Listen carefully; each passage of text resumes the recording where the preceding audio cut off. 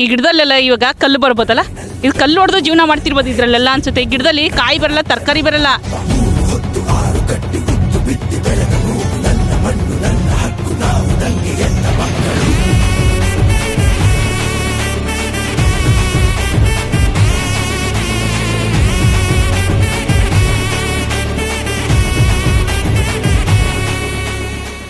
ನನ್ನ ಹೆಸರು ಸುಮಾ ವೀರೇಶ್ ಅಂತ, ಕಂಚಗಾರನಹಳ್ಳಿಯ ರೈತ ಮಹಿಳೆ ನಾನು ಮಾತಾಡ್ತಾ ಇರೋದು. ಈಗ ನಮ್ಮ ನೋವು ಏನಂತಂದರೆ, ಇಲ್ಲಿ ಏನು ಅಕ್ಯುರೇಷನ್ ಮಾಡಬೇಕು ಅಂತ ಈ ಸರ್ಕಾರ ಹೊರಟಿದೆ, ಇದನ್ನು ನಾವು 432 ದಿನದಿಂದ ಕೂಡ ನಾವು ಈ ಹೋರಾಟದ ಬಗ್ಗೆ ಇದ್ರ ವಿರುದ್ಧವಾಗಿ ನಾವು ಹೋರಾಡ್ತಾ ಇದ್ದೀವಿ.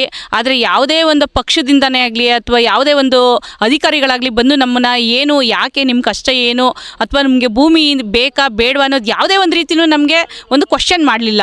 ಇಲ್ಲಿವರೆಗೂ ನಾವು ಯಾವುದೇ ಒಂದು ಈ ಥರ ನೋವಿಂದ ಇದ್ರೂ ನಮಗೆ ಸ್ಪಂದಿಸ್ತಿಲ್ವಲ್ಲ. ಅದೇ ಎಲೆಕ್ಷನ್ ಬಂತು ಅಂದರೆ ಯಾವ ರೀತಿ ಬರ್ತಾರೆ, ನಮ್ಗಳನ್ನ ಎಲೆಕ್ಷನ್ನ ಯಾವ ಥರ ತಗೋತಾರೆ. ಅದೇ ನಾವು ರೈತರು ಎಲ್ಲರಿಗಿಂತ ಕಡೆನಾ? ನಮ್ಗೆ ಅದೇ ರೈತರಿಂದ ಇವ್ರಿಗೆ ಏನೂ ಇಲ್ವಾ? ನಾವು 4 ದಿನ ಒಂದು ಸಪ್ಲೈ ಕೊಡಲಿಲ್ಲ ಯಾವುದೇ ಒಂದು ಆಹಾರ ಪದಾರ್ಥಗಳಂದರೆ ಇವರು ಪರಿಸ್ಥಿತಿ ಏನಾಗುತ್ತೆ ಅದನ್ನು ಯಾರೂ ಗಮನಿಸ್ತಾ ಇಲ್ಲ. ಮೊನ್ನೆ ಹೇಳ್ತಾರೆ, ನಾವು ಒಂದು ಮನವಿ ಕೊಡೋಕೆ ಹೋಗಿದ್ವಿ DC-ಗೆ, ನಾವು ಹೋಗಿದ್ವಿ.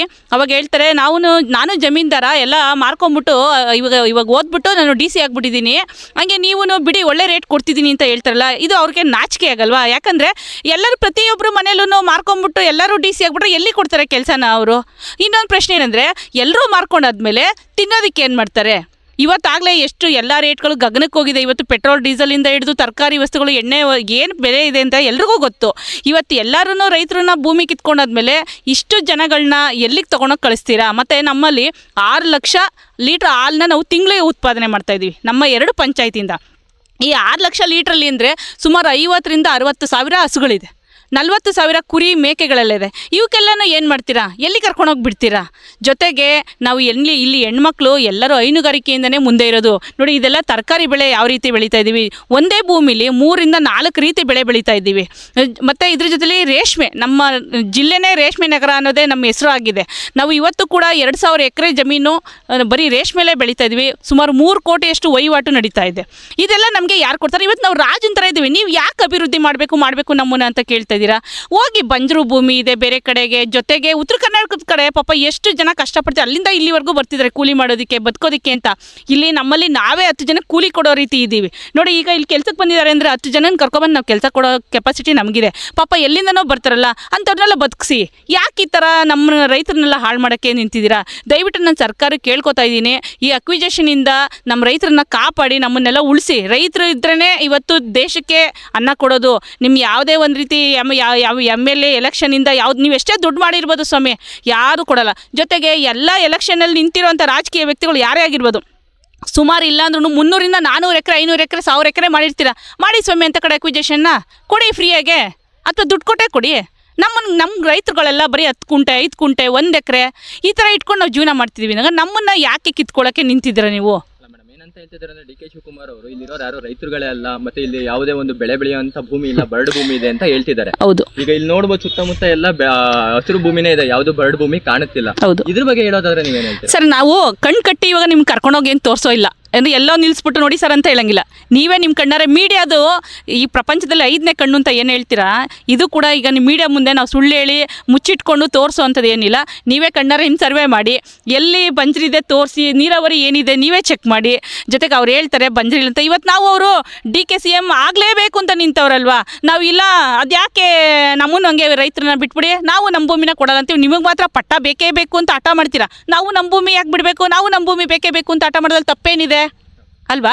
ಜೊತೆಗೆ ನೋಡಲಿ ಬಿಡಿ, ನಮ್ಮಲ್ಲಿರೋ ಮರ ಗಿಡನೆಲ್ಲ ನೋಡ್ಬಿಟ್ಟೆ ನೀವು ನಿಮ್ಮ ಕಣ್ಣಲ್ಲಿ ಬೇಡ, ಇಲ್ಲಿ ಏನೂ ಇಲ್ಲ, ಬೆಳೆ ಬೆಳೆಯಲ್ಲ, ನಾವು ಬಂಜರು ಭೂಮಿ ಇದು ಮಾಡ್ತೀನಿ ಅಂದರೆ ಮಾಡಲಿ, ಸಂತೋಷ, ಅವಾಗ ಬಿಟ್ಕೊಡ್ತೀನಿ. ಆದ್ರೂ ಕೂಡ 2 ಏಟ್ ಹೊಡೆದ್ರು ಕೂಡ ಪರವಾಗಿಲ್ಲ, ನಾನು ಈ ಒಂದು ಬಿಡದಿ ತೀರ್ತೀನಿ ಅನ್ನೋ ಒಂದು ಮಾತನ್ನ ಕೂಡ ಹೇಳ್ತಿದ್ದಾರೆ.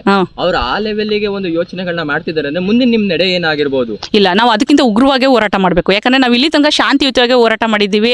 ಜೊತೆಗೆ ಅವ್ರು ಏನು ಹೇಳ್ತಾರೆ ಅಂದರೆ, ನಿನ್ನೆ ಒಂದು ಮಾತು ಹೇಳ್ತಾರೆ, ಇವತ್ತೊಂದು ಮಾಡ್ತಾರೆ. ಮೊದಲು ಏನು ಹೇಳಿದ್ರು, ಇದೇ DC ಅವ್ರ ಹತ್ರ ಒಂದು ಮನವಿ ಕೊಡಕ್ಕೆ ಹೋಗಿದ್ದಾಗ, ರೈತರೇ ಅಲ್ಲ, ನೀವು ರೈತರು ಏನು ಮಾಡೋಕ್ಕಾಗುತ್ತೆ, ನನ್ನ ಹತ್ರ ಧಿಕ್ಕಾರ ಕೂಗ್ಬೋದು ಅಷ್ಟೇ ಅಂದರು. ಅದೇ ರೈತರು ಇವತ್ತು ತೋರಿಸಿದ್ರು ಧಿಕ್ಕಾರ ಎಲ್ಲಿವರೆಗೂ ಹೋಗುತ್ತೆ ಅಂತ. ಇವತ್ತು ಇದೇ ಚಾನೆಲ್ಗಳು ಯಾರಾದರೂ ನಮ್ಮ ಬಗ್ಗೆ ತೋರಿಸ್ತಿದ್ರಾ? ಇಲ್ಲ. ಇವತ್ತು ಅದೇ ರೈತರ ಕೆಪಾಸಿಟಿ ಏನು ಅಂತ ನೀವೇ ಹುಡುಕೊ ಬಂದಿದ್ದೀರಾ.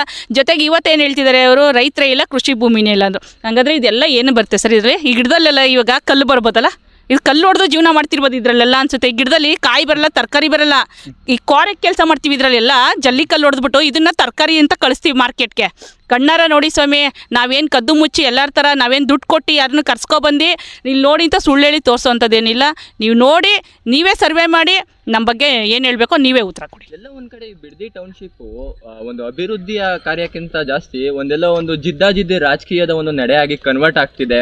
ಅವ್ರು ಅವಾಗ ಮಾಡ್ತೀನಿ ಅಂದ್ರು, ಆಮೇಲೆ ಅವ್ರು ಬೇಡ ಅಂತ ಕೈ ಬಿಟ್ರು ಕುಮಾರಸ್ವಾಮಿ ಅವರು. ಇವಾಗ ಇವ್ರು ಮಾಡ್ತೀನಿ ಅಂದಾಗ ಅವ್ರು ವಿರೋಧ ವ್ಯಕ್ತಪಡಿಸಿದ್ದಾರೆ. ಇವಾಗ ಅವತ್ತು ಅವ್ರು ಮಾಡ್ತೀನಿ ಅಂತಂದಾಗ ಒಪ್ಪಿರ್ಲಿಲ್ವಾ ಅಂತಾರೆ. ಈ ಒಂದು ರಾಜಕಾರಣದ ದಾಳವಾಗಿ ಬಿಡದಿ ಬದಲಾಗಿದೆ ಅಂತ ಅನ್ಸೋದಿಲ್ಲ. ಅದು ಕರೆಕ್ಟ್. ಆದರೆ ಒಂದು ಕಡೆ ಏನು ಹೇಳಬೇಕು ಅಂದರೆ, ನಾವು ಇವತ್ತು ಪಕ್ಷ ಬೇಕಾಗಿಲ್ಲ ನಮಗೆ. ನಾವು ರೈತ ಪಕ್ಷದ ಥರ ಒಂದೇ ಪಕ್ಷ ಇರೋದು. ಜೊತೆಗೇನೆಂದರೆ ನಾನು ಈ ವಿಚಾರ ಹೇಳಲೇಬೇಕು. ಅವತ್ತು 2006ರಲ್ಲಿ ಕುಮಾರಸ್ವಾಮಿ ಅವರು ಅಕ್ವಿಜೇಷನ್ ಮಾಡಿದ್ದು ನಿಜ, ಸ್ಟಾರ್ಟ್ ಮಾಡಿದೆ ಅವರು.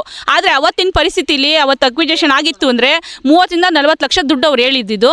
ಹೊರಗಡೆ ಇದೆ, ಇಲ್ಲಿಂದ 2 ಕಿಲೋಮೀಟ್ರ್ 3 ಕಿಲೋಮೀಟ್ರ್ ಆಚೆ ಹೋದರೆ ಆರೋಳ್ಳಿ ಅನ್ನೋ ಪ್ಲೇಸ್ಗಳೆಲ್ಲ ಇವತ್ತು 1 ಲಕ್ಷ 2 ಲಕ್ಷಕ್ಕೆಲ್ಲ ಜಮೀನು ಸಿಗ್ತಾಯಿತ್ತು. ಒಂದೊಂದು ಸೈಟ್ ಕೂಡ ಅಷ್ಟೇ, ಯಾರಾದರೂ ಏನು ಬೇಕು 5-10 ಎಕರೆ ನಾವು ಜಮೀನು ತೊಗೊಳ್ಳೋ ಕೆಪಾಸಿಟಿ ಇತ್ತು. ಹೊರಗಡೆ ಹೋದರೆ ಇವತ್ತು ಮರಳವಾಡಿ ಅನ್ನೋ ಸೈಡಲ್ಲಿ ಹೋಗಿದ್ರೆ 50,000 ರೂಪಾಯಿ ಜಮೀನು ಇತ್ತು ಅವತ್ತಿನ ರೇಟಲ್ಲಿ. ಇವತ್ತು ನಾವು ಇಲ್ಲಿಂದ 2 ಕಿಲೋಮೀಟ್ರ್ ಆಚೆ ಹೋದರೆ ಒಂದು ಸೈಟ್ ತೊಗೊಳಕ್ಕಾಗಲ್ಲ ನಮ್ಮ ಕೈಯಲ್ಲಿ. ಅವ್ರು ಕೊಡೋ ದುಡ್ಡಿಗೆ 50-60 ಲಕ್ಷ, ಒಂದು ಸೈಟ್ ಕೂಡ 1 ಲಕ್ಷಕ್ಕೆ ಬರಲ್ಲ, 1 ಕೋಟಿಗೆ. ಅದನ್ನು ನಾವು ತೊಗೊಂಡು ಒಂದು ಮನೆ ಕಟ್ಬಿಟ್ವಿ ಅಂತಲೇ ಅಂದ್ಕೊಳ್ಳಿ. ಇನ್ನು ಉಳಿದಿದ್ದಕ್ಕೆ ಜೀವನಕ್ಕೆ ಏನು ಮಾಡಬೇಕು? ನಮಗೂ 2 ಮಕ್ಕಳಿದೆ. ಈಗ 1 ಕೋಟಿ ಮನೆ ಕಟ್ಟಾದ್ಮೇಲೆ ಮನೆ ತೊಗೊಂಡು ಉಪ್ಪಿನಕಾಯಿಗೆ ನೆಕ್ಕಾಗುತ್ತಾ ಕೂತ್ಕೊಂಡು? ಅವ್ರು ಹೇಳ್ತಾರೆ ಕೂತ್ಕೊಂಡು ಒಂದು ಒಳ್ಳೆ ದುಡ್ಡು ಕೊಡ್ತೀನಿ, ಸೈಟ್ ಕೊಡ್ತೀನಿ ಅಂತ.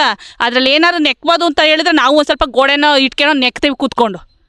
ಅವರು ಹೇಳ್ತಿದ್ದಾರೆ ನಂದು 20 ಎಕರೆ ಭೂಮಿ ಇದೆ, ನಾನು ಕೊಡ್ತೀನಿ. ಅವ್ರು ಬೇಕಾದಷ್ಟು ಕಡೆ ಮಾಡಿದ್ರೆ ಸ್ವಾಮಿ. ಅವರೆಲ್ಲ ಅವ್ರೇನೋ ಸಂತೃಪ್ತರು, ಅವರೆಲ್ಲ. ನಾವೆಲ್ಲ ಅಸಂತೃಪ್ತರು. ನಮ್ಗೆ ಇದರಲ್ಲೇ ತೃಪ್ತಿ ಇರೋದು. ನಮ್ಗೆ 1/2 ಎಕರೆ 1 ಎಕರೆ ನಮ್ಗೆ ತೃಪ್ತಿ ಇರೋದು, ನಮ್ಗೆ ಸಾಕು. ಒಂದು ಸಭೆ ಕೂಡ ಮಾಡಿದ್ರು. ಸಭೆಯಲ್ಲಿ ಕೆಲವೆಲ್ಲ ರೈತರುಗಳು ಒಪ್ಕೊಂಡಿದ್ದಾರೆ ಅಂತ ಹೇಳ್ಕೊಂಡ್ರು. ಆ ಸಭೆಯಲ್ಲಿ ಭಾಗವಹಿಸಿದಂತ ರೈತರು ಸರ್, ಆ ಸಭೆಯಲ್ಲಿ ಒಂದು ಸಭೆ ಮಾಡಿದ್ರು. ಫಸ್ಟ್ನೇ ಸಭೆ ನಾನು ಹೇಳ್ತೀನಿ, ನಾನೇ ಹೋಗಿದ್ವಿ ಆ ಸಭೆಗೆ. ಅವ್ರು ಅವತ್ತು ಫಸ್ಟ್ ದಿನ ಏನು ಹೇಳಿದ್ರು ಅಂದರೆ 10 ಜನಕ್ಕೆ ಮಾತ್ರ ಅವಕಾಶ ಕೊಡ್ತೀನಿ ಬನ್ನಿ ಅಂತ ಹೇಳಿದ್ರು. ಅದಾದ್ಮೇಲೆ ಕೂಡ ನಾವು ಒಂದು 5 ಜನ ಎಕ್ಸ್ಟ್ರಾನೇ ಸೇರಿ ಒಂದು 20 ಜನ ತನಕ ರೈತರು ಹೋದ್ವಿ. ಅವರು ಯಾವುದೋ ಒಂದು ಕಾಲೇಜಲ್ಲಿ ಕೂರಿಸಿ ಒಳಗಡೆ ಒಂದು ಕ್ಯಾಬಿನ್ ಒಳಗಡೆ ಸಭೆ ಮಾಡಿದ್ರು. ನಾವು ಅವತ್ತು ಕೂಡ ಅವ್ರಿಗೆ ಹೇಳಿದ್ವಿ, ನೋಡಿ ಸ್ವಾಮಿ, ನಿಮ್ಮನ್ನೇ ದೇವ್ರು ಅಂತ ಪೂಜಿಸ್ತೀವಿ, ನಮಗೆ ರಾಜಕೀಯ ಬೇಡ. ಇಲ್ಲಿ ಯಾರಾದ್ರೂ ನಮ್ಮ ಭೂಮಿ ಯಾರು ಉಳಿಸ್ಕೊಡ್ತಾರೆ?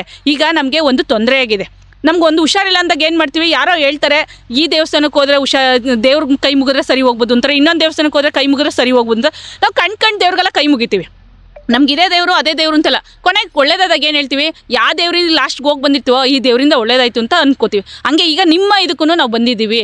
ನೀವು ನಮ್ಮನ್ನು ಉಳಿಸ್ಕೊಟ್ರೆ ನಿಮ್ಮನ್ನು ಕೂಡ ಕೈ ಮುಗಿತೀವಿ, ನಿಮ್ಮನ್ನು ಕೂಡ ಫೋಟೋ ಇಟ್ಟು ನಮ್ಮ ಮನೇಲಿ ಪೂಜೆ ಮಾಡ್ತೀವಿ, ನೀವೇ ದೇವರು ಅನ್ಕೋತೀವಿ ಅಂತೆಲ್ಲ ಕೇಳ್ಕೊಂಡ್ವಿ. ಅವ್ರು ಅವತ್ತೇನು ಹೇಳಿದ್ರು, ಆಯಿತು ನೀವು ಕುಮಾರಸ್ವಾಮಿ ದೇವೇಗೌಡರ ಹತ್ರ ಮೀಟ್ ಮಾಡಲಿಲ್ವಾ ಹಂಗೆ ಹಿಂಗೆ ಅಂತ.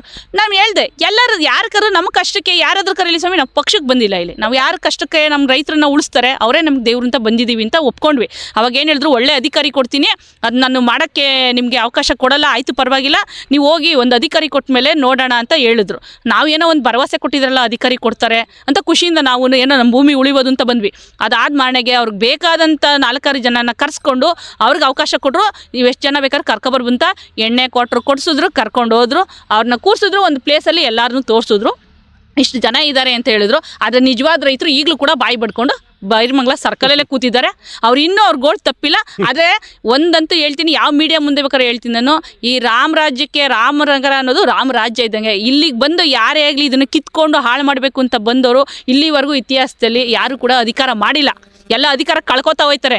ಇವತ್ತು ಕೂಡ ಇವರು ಇದೇ ಆಟಕ್ಕೆ ಬಿದ್ದಿದ್ದಾರೆ. ಇದಂತೂ ಕಳ್ಕೊಳ್ಳೋದಂತೂ ಸತ್ಯ. ಇದನ್ನು ರೈತರಿಗೆ ಒಳ್ಳೇದು ಮಾಡಿದ್ರೆ ನಿಜವಾಗ್ಲೂ ಒಂದು ಅಧಿಕಾರ ಕೊಟ್ಟಿದ್ದಾನೆ ಅಂದರೆ ಭಗವಂತ ಆ ಹೆಸರು ಉಳಿಸ್ಕೋಬೇಕು, ಹೆಸರು ಕೆಡ್ಸ್ಕೊಳಕ್ಕೆ ಹೋಗ್ಬಾರ್ದು. ಅವರು ದೇವ್ರ ಸ್ಥಾನದಲ್ಲಿ ಇಟ್ಟು ನಾವು ನೋಡ್ತೀವಿ ಅವಾಗ ನಮ್ಮನ್ನು ಒಳ್ಳೇದು ಮಾಡಿದ್ರೆ. ಇವಾಗಲೂ ಅಷ್ಟೇ, ಇಲ್ಲಾಂದರೆ ಅದು ಪರಿಣಾಮನೇ ಬೇರೆ ಆಗುತ್ತೆ.